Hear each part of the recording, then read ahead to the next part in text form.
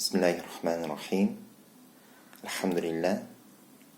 Аялдын эркекке болгон хакысы тууралуу, эркектин аялга болгон хакысы тууралуу, ошо тууралуу узун сабактар болот иншалла.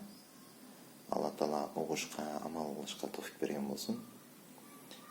Эгер аял менен эркектин ортосунда мухаббат болот, ак никедеги аял менен эркектин ортосунда мухаббат боло турган болсо, жашоосунда береке болот. Ошого иншалла аял өзүнүн ордун билиш керек, эркек өзүнүн ордун билиш керек. Эркек кухняга кирбеш керек да. Кийлеши бербеш керек, ар бир нерсе муну мындай кылдың, тигиндей кылдың деп. Эркек өзүнүн ишин кылыш керек. Эми кирбей кой десе, тамак ичкенге кирсин, бир айда бир кичине кызмат кылышып койсун, жардам берип койсун. Бирок постоянно эле кирип эле кийлеши бербесин да. Аялдык сыфаттар өткөтпөсүн. Андан кийин эркек ушундай кылыш керек. Аль-Малбас, кийим кечеси аялдын, маскен, жатаканасы, яни үй, бир комнат үй болобу, 10 комнат болобу айырмасы жок. Ошого аял менен чогуу жашай турган үй болуш керек.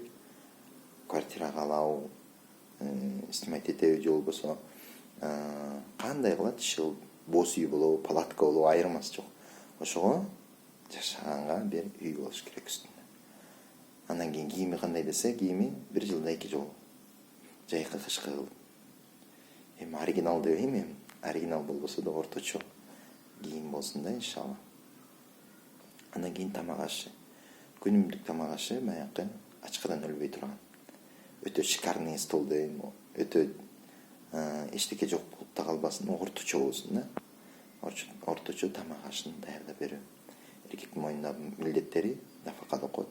Андан кийин эркектин чоң милдети ошого аялга дин жеткизүү. Динди толук жеткизүү. Иншалла, жана Кур'ан-ы Каримди үйрөтүү, Алла жолуна алып чыгуу. Дагы болот иншалла. Алла кааласа. Субханакаллахумма ва бихамдик, ашхаду ан ла илаха илля анта, астагфирука ва атубу илейк.